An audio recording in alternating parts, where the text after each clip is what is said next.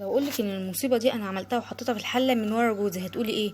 انا عملت النهارده مصيبه بصراحه، ما كنتش اتوقع خالص خالص خالص من اللي حصل لي بسبب اللي انا عملته النهارده في الاكله العجيبه الغريبه اللي اول مره اعملها معاكم واول مره اعملها في حياتي بصراحه. النهارده بقى جبت سردين واول مره اكله في حياتي. هنا انا هعمل السردين ده من غير ما انضفه، انا يا دوبك انا هشيل الخياشيم بس وهعمله وهو مقفول كده. تقولي ايه ده يا سلوى انت هتعمليه وهو مقفول كده؟ هقولك انا مش هنضفه. ايه ده انت وحشه قوي يا سلوى، انت ازاي تاكلي سمك وهو مقفول كده؟ يا ست انا بحبه كده. انا عايزه اقولك الاكله دي الصحيح ليها او الصح ليها انك تعمليه والسمك بطنه مقفوله كده.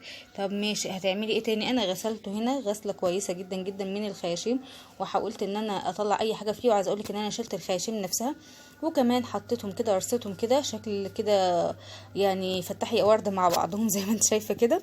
وكمان غطيتهم، قلت ايه اسيبهم يتصفوا مع نفسهم شويه كده مع بعض، يلعبوا مع بعض. فتحي يا ورده قفلي يا ورده، لسه بيفتحوا يا ورده ويقفلوا يا ورده مع بعض.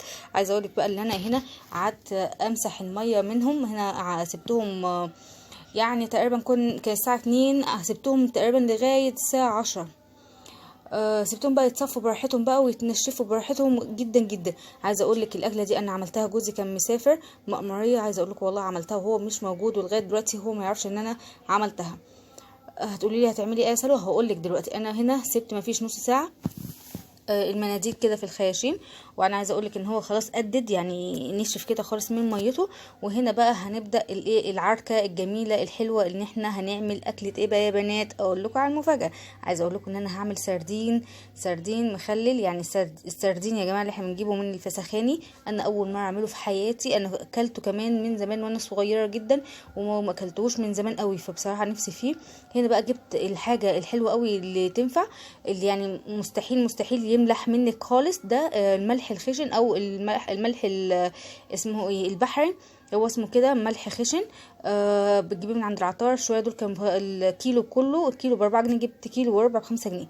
هنا بقى عايزه اقولك ان انا بحط فتافيت في الخياشيم ورشيت رشه بسيطه جدا في ايه عليه. يعني ايه عملتهم مرقين واحده عكس واحده. تمام ليه بقى؟ لان السردين بيملح بسرعه يا جماعه، ما بيستحملش خالص، ما تكتريش في الملح ابدا ابدا.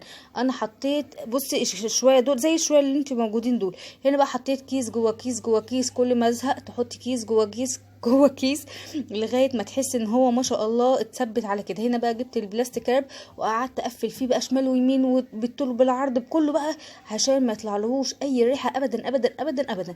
بصوا بالشكل التحفه ده. انا بقى قفلته قفله حلوه. عايزه اقول لكم حطيته كمان، وبعد ما قفلته القفله دي حطيته في كيس تاني، وبعد كده حطيته في الحله.